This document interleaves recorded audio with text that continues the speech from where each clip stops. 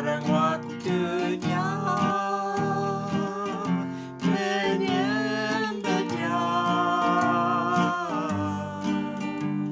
di dalam roh dan kebenarannya. Sekarang waktunya menyembah Dia di dalam roh dan kebenarannya. Now is the time, now is the time to worship the Father in spirit and in truth. Now is the time, now is the time to worship the Father in spirit and in truth.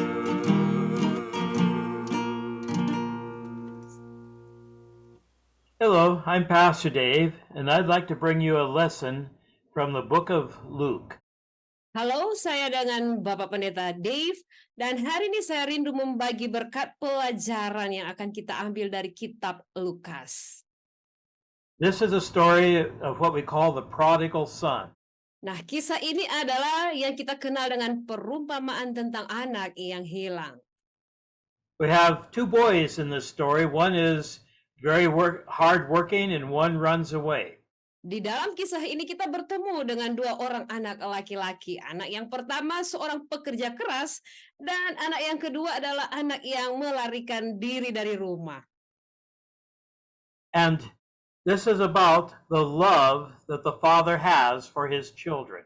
Nah, ini mengenai kasih yang dimiliki oleh seorang ayah, ya, seorang bapa terhadap anak-anaknya. Because God has love for us and he wants us to receive his love. Karena Allah kita, dia memiliki kasih dan dia rindu agar supaya kita sebagai anak-anaknya menerima kasihnya itu. Well, this story has a father and two sons. Dalam perumpamaan ini kita akan bertemu dengan satu orang bapa dan dua orang anak laki-laki. He has supplied for his children. He has educated his children. Sang bapa ini dia sudah menyediakan kebutuhan anak-anaknya, mendidik mereka. He cares for his children and he gives to his children. Dia memperhatikan dan memperdulikan dan memberikan apa yang dibutuhkan oleh anak-anak mereka, anak-anaknya. And both boys are working for the father on his farm. Nah, kedua anak laki-laki ini kedua-duanya bekerja untuk bapa mereka, yaitu di ladang. And the older boy is a hard-working boy. He does everything he's supposed to do. Anak yang sulung seorang pekerja keras. Dia melakukan apa yang seharusnya seorang anak laki-laki lakukan dalam keluarga. But the younger son seems to want to just play. Tetapi si anak bungsu kelihatannya dia tidak serius, cuma mau main-main dengan hidupnya. And he knows he will only inherit 1/3 of the farm. Nah, si anak bungsu ini dia tahu betul nanti warisan yang akan diterimanya itu hanya 1/3 dari ladang yang ada atau dari warisan yang nantinya dia terima.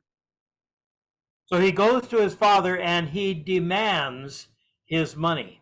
Maka si anak bungsu ini dia pergi menghadap ayahnya dan dia menuntut untuk ayahnya ini memberikan uang yang nantinya menjadi bahagiannya. He does not say, "Father, would you please give to me?" He says, "No, Father, give it to me." Si anak bungsu ini dia tidak datang dengan meminta seperti ini. Ya Bapak, kalau Bapak berkenan, bolehkah kiranya memberikan ini dan ini? Tidak ya, dia datang dengan berkata, Bapak, berikanlah saya ini dan ini. Do we do this to God sometimes? Terkadang kita seperti itu ya kepada Tuhan. We say, "God, I want this," or "Give this to me." Kita berkata kepada Tuhan, ya Tuhan, saya butuh ini. Jadi berikanlah yang ini dan ini dan ini. We say, I know better than you, God. Do this now. Dan kita berkata kepada Tuhan, Tuhan, saya lebih tahu dari Engkau. Jadi lakukan itu sekarang ini juga. We forget that God is holy, He is mighty, He is awesome. Dan kita lupa bahwa Tuhan kita itu adalah Allah yang maha kudus, maha kuasa, dan dahsyat dan luar biasa. And we treat God sometimes like He is our servant. Dan terkadang kita memperlakukan Tuhan itu sebagai seolah-olah justru jadi hambanya kita. We think we have to go through this life, and God is just there to help us. Dalam pikiran kita adalah, ya saya akan menjalani hidup saya seperti cara saya sendiri dan Tuhan nantinya akan menolong saya saja. Well, let's read from Luke chapter 15, verses 11 and 12, and 20 to 24. Mari kita baca bersama-sama kitab Lukas pasal yang ke-15, ayat 11 sampai ayat yang ke-12, dan kita lompat ke ayat yang ke-20 sampai 24. Firman Tuhan berkata demikian, ayat yang 11. Yesus berkata lagi, ada seorang mempunyai 2 anak laki-laki. Ayat yang ke-12, kata yang bungsu kepada ayahnya, Bapa, berikanlah kepadaku bagian harta milik kita yang menjadi hakku. Lalu ayahnya membagi-bagikan harta kekayaan itu di antara mereka. Kita lompat ayat 20. Maka bangkitlah ia dan pergi kepada bapaknya. Ketika ia masih jauh, ayahnya telah melihatnya. Lalu tergeraklah hatinya oleh belas kasihan. Ayahnya itu berlari mendapatkan dia, lalu merangkul dan mencium dia. Kata anak itu kepadanya, Bapa, aku telah berdosa terhadap sorga dan terhadap Bapa. Aku tidak layak lagi disebutkan anak Bapa. Tetapi ayah itu berkata kepada hamba-hambanya, lekaslah bawa kemari jubah yang terbaik. Pakaikanlah itu kepadanya dan kenakanlah cincin pada jarinya dan sepatu pada kakinya. Dan ambillah anak lembu tambun itu, sembelihlah dia dan marilah kita makan dan bersuka cita. Sebab anakku ini telah mati dan menjadi hidup kembali.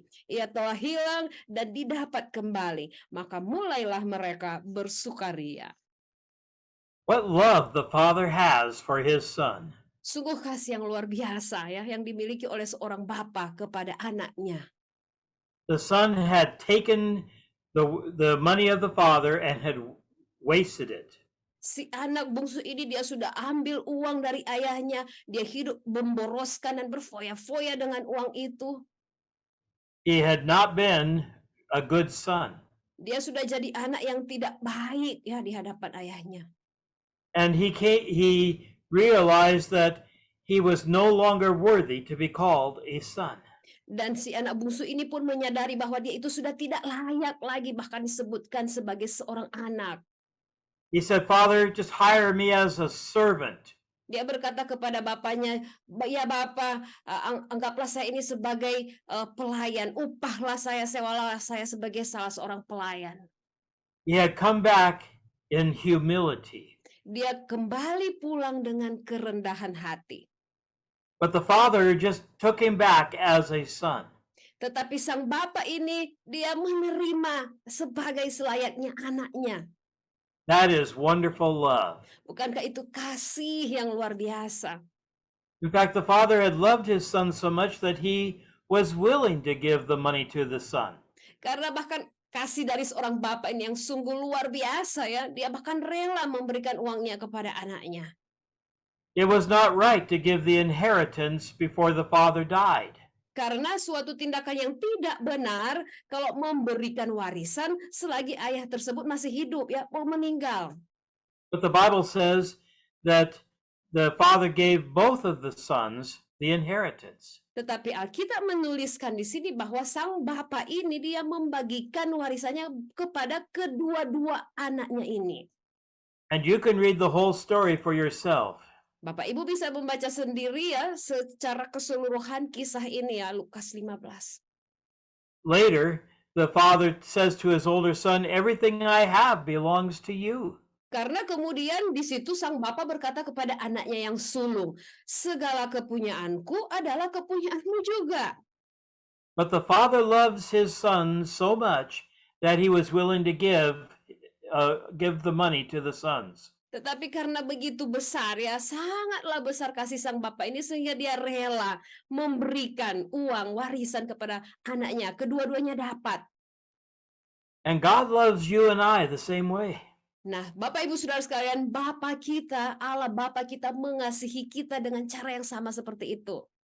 He will give us things even when we misuse it. Bapa kita, Allah Bapa kita sanggup memberikan kepada kita sesuatu sekalipun dia tahu kita akan menyalahgunakan hal tersebut. God would guide our paths in our lives if we will let Him. Tuhan akan menuntun jalan kehidupan kita sekiranya saja kita, saudara, mengizinkan dia menuntun kita. But often we think we know better and we do it our way. Tetapi seringkali kita beranggapan bahwa wah, saya lebih tahu, cara saya lebih bagus. And how the heart of the Father must have hurt as the Son walked away from the house. Dan betapa terlukanya hati sang bapa ketika dia melihat anaknya berjalan meninggalkan rumah dan pergi. The Father had not changed, but the Son had changed. Sang bapa dia tidak berubah sama sekali, tetapi sang anak yang berubah. The love the Father has did not change, but the love the Son had did change. Kasih yang dimiliki oleh sang bapa ini tidak berubah sedikit pun, tetapi kasih sang anak berubah. And it is so wrong to try and go our own way. Dan adalah salah, adalah keliru, saudaraku, jika kita jalani hidup ini dengan cara kita sendiri. God will bless us, and then we run away with the blessing. Tuhan sanggup memberkati kita, tetapi kitanya ini yang justru melarikan diri dari berkat yang menjadi bagian kita. And I hope you have not treated God like this. Dan kami sangat berharap Bapak Ibu janganlah Anda memperlakukan Allah kita seperti itu. But in our flesh, this is what we do. Tetapi secara kedagingan kita, saudara, itulah yang kita lakukan. The father in this story probably had disciplined his sons. Sang bapa dalam kisah perumpamaan anak yang hilang ini mungkin dia sudah mendisiplinkan anaknya. He had taught them how to make good decisions and how to work. Dia sudah ajar anak-anaknya bagaimana mereka mengambil keputusan yang benar dan bagaimana caranya bekerja. And God has given you and I instructions how to live our lives. Dan Allah kita sudah memberikan kepada saudara dan saya instruksi bagaimana kita menjalani hidup. But do we listen?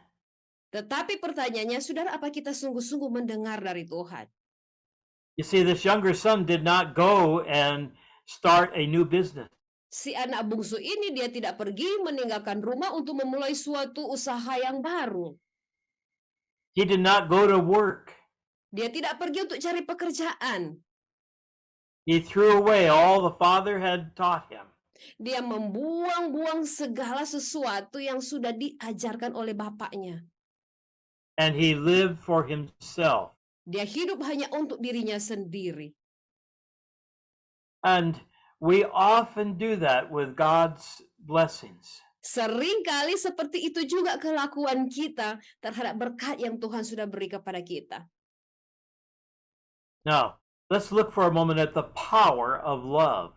Nah, sekarang mari untuk sejenak kita perhatikan tentang kuasa kasih. In verse 17, it says, the son said, in my father's house, the servants eat better than I do. Kalau kita lihat di dalam ayat yang ke-17, si anak bungsu itu dia berkata, oh betapa banyaknya orang upahan bapakku yang berlimpah-limpah makanannya. The son knew that the father would take care of everybody that was at his farm. Nah, si anak bungsu ini dia tahu betul bahwa semua orang-orang yang berada di bawah bapaknya, dalam perlindungan bapaknya, semuanya pasti itu hidupnya diperhatikan oleh bapaknya. And although he had turned away from the love of the father, he knew his father still loved him. Dan dia tahu betul sekalipun dia sudah meninggalkan kasih bapaknya ini, kalau dia kembali bapaknya tetap akan mengasihi dia. And Jesus said he will never leave us and he will never forsake us. Karena Yesus Tuhan kita berkata bahwa dia tidak akan meninggalkan kita, dia tidak akan pernah sekali-kali membiarkan kita. He always will receive us. Dia akan selalu menerima kita kembali. You know, the love is the strongest power on this earth. Saudara, tahukah Anda bahwa kasih itu adalah suatu bentuk kekuatan atau kuasa yang paling terbesar di muka bumi ini? And love is the most powerful thing in heaven. Dan kasih juga itu adalah hal yang sungguh sangat berkuasa bahkan di sorga. Let's read in Revelation chapter 5, verses 4 through 6. Kita baca di dalam Wahyu 5 ayat 4 sampai 6. Maka menangislah aku dengan amat sedihnya karena tidak ada seorang pun yang dianggap layak untuk membuka gulungan kitab itu ataupun melihat sebelah dalamnya. Lalu berkatalah seorang dari tua-tua itu kepadaku, "Jangan engkau menangis. Sesungguhnya singa dari suku Yehuda yaitu tunas Daud telah menang, sehingga ia dapat membuka gulungan kitab itu dan membuka ketujuh meterainya." Maka aku melihat di tengah-tengah takhta dan keempat makhluk itu, dan di tengah-tengah tua-tua itu berdiri seekor anak domba seperti telah disembelih. This is true love. Inilah kasih sejati. God became love for you and I. Tuhan kita, dia menjadi kasih untuk saudara dan saya. Love put Jesus on the cross to die for our sins. Kasih membawa Yesus disalibkan di kayu salib. The Bible says, for God so loved the world. Karena firman Tuhan berkata, karena begitu besar kasih Allah akan dunia ini. And Jesus said, love will lay down his life for his friends. Dan Yesus berkata bahwa kasih yang lebih besar adalah kasih daripada seseorang yang memberikan nyawanya untuk sahabat-sahabatnya. It was love through Jesus that on the cross said, Father, forgive these people. Karena kasih inilah sehingga ketika Yesus berada di kayu salib, Yesus berkata, ampunilah mereka karena mereka tidak tahu apa yang mereka perbuat. And love was the only power in heaven that could open the scroll. Dan kasih adalah satu-satunya kekuatan yang ada di surga, satunya kuasa yang ada di surga yang sanggup membuka gulungan kitab. And God has loved you and I with an everlasting love. Dan Allah mengasihi saudara dan saya dengan kasih yang tidak pernah berkesudahan. This is the love that drew the bad son back to his father. Inilah kasih yang membawa atau menarik kembali si anak bungsu yang terhilang ini untuk kembali kepada bapaknya. He knew he could come back to the home again.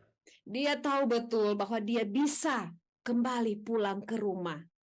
He knew would be given food and a place to live. Anak bungsu ini tahu betul kalau dia kembali ke rumah, dia bisa mendapatkan makanan dan mendapatkan tempat untuk tinggal. And I just want to tell you that no matter what you've done, you can always come back to Jesus. Dan saya rindu mau berkata kepada Bapak Ibu Saudara sekalian, sejelek apapun segala sesuatu yang engkau sudah lakukan, engkau masih bisa kembali pulang kepada Yesus. Don't turn away from the love of Jesus. Jangan berbalik dan meninggalkan kasih Yesus. You see, this was a different son now coming home. Nah, anak bungsu ini sudah menjadi pribadi yang berbeda di saat dia kembali pulang ke rumah. If we have true love, we will be humble. Saudara, jika kita punya kasih yang sejati, yang murni, kita pasti akan punya kerendahan hati. This young man went away in pride, but he returned in meekness. Anak bungsu ini pergi meninggalkan rumah dengan penuh kesombongan dan keangkuhan. Dia pulang ke rumah dengan penuh kelemah lembutan. He went in his own name, but now he comes back with no name as a servant. Dia pergi tinggalkan rumah dengan mencari namanya sendiri. Nah, sekarang dia pulang ke rumah tanpa nama, mau jadi hamba sekalipun. He doesn't return and demand from the Father. He comes back asking. Dia tidak datang pulang kembali ke rumah dan menuntut kepada bapaknya, tetapi dia pulang dengan penuh permohonan kepada bapaknya. This is the kind of love that you and I should have for God. Kasih yang seperti inilah, saudaraku, yang harus kita miliki terhadap Tuhan. Do you remember what 1 Corinthians 13 says about love? Kita ingat dalam 1 Korintus 13 bagaimana di pasal itu mengatakan tentang kasih. Love is kind. Kasih itu murah hati. Love doesn't remember the wrong things. Kasih tidak menyimpan kesalahan. Love is not proud. Kasih tidak sombong. The Son had seen true love in the Father, and he could return because of that love. Sang anak bungsu ini dia bisa melihat kasih sejati yang dimiliki oleh bapaknya, sehingga oleh kasih itu dia bisa kembali pulang ke rumah. And God loves us the same way. Nah, Allah Bapa kita mengasihi kita dengan cara yang sama, saudara. He sent Jesus to the cross because he loves this world. Bapa rela mengutus anaknya Yesus ke salib karena dia mengasihi kita. Don't turn away from that love. Jangan pernah berbalik pergi menjauh dari kasih sejati ini, saudaraku. Receive the sacrifice and love of Jesus. Terimalah pengorbanan dan kasih dari Yesus. He will cleanse us from all sin. Dia sanggup membersihkan kita dari segala dosa-dosa kita. And he will receive us as a son. Dan dia sanggup, Tuhan kita sanggup menerima kita, dan dia terima kita sebagai anak-anaknya, saudara. Oh, I hope you've received Jesus as your Savior. Adalah harapan saya yang terbesar, Bapak Ibu sekalian, menerima Yesus sebagai juru selamatmu. But we have to humble ourselves and ask God to receive us. Tapi kita perlu datang kepada Tuhan dengan penuh kerendahan hati dan meminta Dia menerima kita kembali. You cannot come to God if you have pride in your life. Saudara, Anda tidak bisa datang kepada Tuhan jika Anda masih punya kesombongan dan keangkuhan dalam dirimu. You cannot come if you have greed in your life. Anda tidak bisa datang kepada Tuhan kalau Anda masih punya keserakahan dalam hidupmu. Just like the son could not come back and say, I am your son. Sama seperti anak bungsu ini, dia tidak bisa kembali pulang ke rumah sambil dengan sombongnya berkata, aku ini anakmu. He said, I want to be just a servant. Can I just live in your house? Anak ini berkata kepada bapaknya, Bapak, izinkanlah saya menjadi salah satu dari hamba pelayanmu dan bisa tinggal di rumahmu. He returned bowing to the father in humility. Anak bungsu ini kembali pulang kepada bapaknya sambil menundukkan diri dalam kerendahan. And this is how we need to come back to Jesus. Nah, seperti inilah, saudaraku, cara kita untuk bisa kita kembali kepada Bapa, kepada Yesus. But love is so wonderful. Kasih itu luar biasa, saudara. It says in Luke chapter 15, verse 20, while the son was still a long ways away, the father saw him. Di dalam Lukas 15 ayat yang ke-20, di situ dikatakan bahwa ketika ia, anak bungsu ini, masih jauh, ayahnya telah melihatnya, lalu tergeraklah hatinya oleh belas kasihan. The father ran to the son and loved him. Ayah ini dia berlari mendapatkan si anak bungsu ini dan mengasihi anak ini. See, the Bible says, if you will draw near to God, he will draw near to you. Karena firman Tuhan berkata, jika engkau mendekat kepada Tuhan, maka Tuhan akan mendekat kepada engkau. This is true love in action. Ini adalah kasih sejati yang dinyatakan dalam tindakan dan perbuatan. Did the father turn to the son and tell him how bad he was? Apakah sang bapak ini datang kepada anaknya kemudian berkata segala keburukan tentang anak ini? Did the father stand there and say, I wonder if I should receive my son? Apakah sang bapak ini datang kepada anaknya dan kemudian berkata, apakah saya perlu menerima atau tidak perlu menerima anak saya ini ya? Was there a demand to pay the father back? Apakah ada suatu tuntutan yang diminta oleh sang bapa kepada si anak bungsu ini? No, the father received his son. Tidak satupun, saudaraku. Sang bapa menerima kembali anaknya ini. All the past was forgotten. Segala masa lalu dilupakan. All the sins were forgiven. Segala dosa kesalahan sudah diampuni. All the bad things were put away. Segala kesalahan dan keburukan semuanya sudah disingkirkan. The father just grabbed the son and loved him. Sang bapa yang dia lakukan adalah merangkul, memeluk, dan mencium anaknya ini. I want to ask you, how do you treat other Christians? Saudara, saya rindu bertanya kepada saudara sekalian, bagaimana cara Anda memperlakukan orang Kristen yang lainnya? When a Christian hurts us, do we demand something from him? Jika ada orang Kristen menyakiti kita, apakah kita menuntut balik sesuatu dari mereka? Or do we just love them when they come back to us and say, I'm sorry? Atau apakah kita hanya mengasihi mereka saja ketika mereka datang dan minta maaf kepada kita? It takes love to bring us back into fellowship together. Dibutuhkan kasih, saudaraku, untuk kita bisa punya hubungan dipulihkan kembali. It takes love to receive each other again. Butuh kasih sehingga kita bisa saling menerima satu dengan lainnya. And this is where we put 1 Corinthians chapter 13 into action. Nah, disinilah cara kita untuk menerapkan 1 Korintus 13 dalam kehidupan kita. Let's read 1 John chapter 4 verses 18 and 19. Mari kita baca kitab 1 Yohanes 4 ayat 18 sampai 19. Firman Tuhan berkata demikian. Di dalam kasih tidak ada ketakutan. Kasih yang sempurna melenyapkan ketakutan. Sebab ketakutan mengandung hukuman. Dan barang siapa takut ia tidak sempurna di dalam kasih. Kita mengasihi karena Allah lebih dahulu mengasihi kita. There is no fear when there's love. Tidak ada ketakutan jika ada kasih di dalamnya.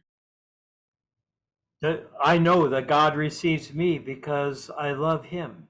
Saya tahu betul bahwa Allah Bapa menerima saya karena saya mengasihi Dia. Are you afraid of God?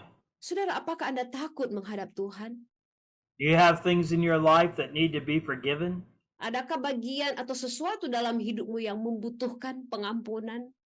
You see, the love of God takes all your fear away. Sekali lagi, saudaraku, kasih yang sempurna, kasih yang daripada Tuhan melenyapkan segala ketakutan. And we can love God because he first loved us. Dan kita dapat mengasihi Tuhan karena Tuhan sudah mengasihi kita lebih dahulu. Romans 5:5 says the love of God is in our hearts by the Holy Spirit. Roma 5 ayat 5 berkata bahwa karena kasih Allah telah dicurahkan dalam hati kita oleh Roh Kudus yang telah dikaruniakan kepada kita. In this story, the Father's love was so great, he received his Son back again. Di dalam perumpamaan ini kita bisa melihat betapa besar kasih seorang ayah dan dia rela untuk menerima kembali anaknya yang terhilang ini. And they could rejoice together. Dan mereka bisa bersukacita bersama-sama. There was no judgment or accusations. Tidak ada penghakiman, tidak ada pendakwaan. And Jesus said, there's rejoicing in heaven over just one person that comes back to God. Karena Yesus sendiri berkata bahwa di sorga ada sukacita yang besar ketika satu orang saja, satu jiwa saja bertobat dan kembali kepada Bapa. This is the beauty of love. Inilah keindahan kasih. God has love for you and I. Allah telah mengasihi kita, saudara dan saya. And it doesn't matter what we've done, he wants us to come back to him. Tidak peduli apapun yang sudah kita lakukan, Tuhan rindu kita semua mari kembali kepadanya. He is willing to receive us anytime we come. Dan adalah kehendak yang daripada Tuhan untuk menerima kita kapan saja kita mau datang kepada Dia. Many times you and I have trouble receiving somebody. Seringkali kita punya kesulitan untuk kita bisa menerima seseorang kembali dalam hidup kita. We stand there and say, well, we'll try it for a week. We'll try and see if you're changed. Kita berkata kepada orang tersebut, mari kita lihat dulu apakah engkau betul-betul berubah selama 1 minggu ke depan. God does not act like that. Tuhan tidak bertindak seperti itu, saudaraku. Jesus just grabs us and loves us. Yesus datang, dia langsung merangkul dan memeluk kita, saudara. His love receives us no matter what we've done. Oleh kasihnya, dia menerima kita tidak peduli segala sesuatu yang sudah kita perbuat terhadapnya. But there is one thing that we must do. Tetapi ada satu hal yang harus kita lakukan. We must come in humility and repentance. Kita harus datang di dalam kerendahan hati dan dalam pertobatan. We cannot come and say, God, take me back. Kita tidak boleh datang kepada Tuhan dan berkata, Tuhan, terimalah saya kembali. We must humble ourselves and bow before him. Kita harus dengan penuh kerendahan hati, sujud di hadapannya, menundukkan hidup kita kepadanya. Oh, let us make heaven rejoice as we come back to God. Saudara, mari kita buat surga bersuka cita di saat kita kembali kepada Bapa. God sent Jesus to die for us while we were still sinners. Allah Bapa mengutus Yesus untuk mati bagi kita selagi kita masih berdosa.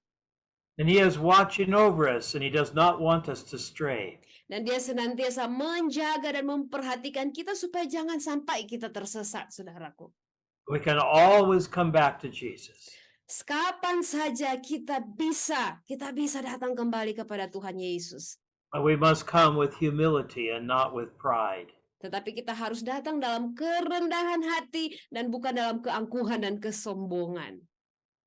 So if you have never come to Jesus, you can come right now. Jadi Bapak Ibu, jika Anda belum pernah datang kepada Yesus, kau bisa datang hari ini, saat ini. And you can receive him as your Savior and know that you can go to heaven. Dan engkau bisa menerima Yesus sebagai juru selamatmu sehingga engkau bisa datang dan bisa masuk sorga. And if you haven't been living like you should, you can ask Jesus to forgive you. Dan jika engkau masih hidup dalam kehidupan yang tidak sepatutnya, saudaraku, Anda bisa meminta kepada Tuhan Yesus untuk menolong engkau. All we have to do is ask Jesus. Segala yang dapat kita lakukan adalah mintalah kepada Tuhan Yesus. So the Lord bless you as you walk with Jesus today. Dan kiranya Tuhan Yesus memberkati saudara-saudara sekalian di saat Anda memulai menjalani hidupmu di sepanjang hari ini. And remember that God has great love for you. Dan ingat, jangan pernah lupa Tuhan memiliki kasih yang begitu besar untuk Anda. May God bless you. Kiranya Tuhan memberkati saudara sekalian. Sekarang waktunya menyembahnya di dalam roh dan kebenarannya. Sekarang waktunya menyembahnya di dalam roh dan kebenarannya. Now is the time, now is the time to worship the Father in spirit and in truth. Now is the time, now is the time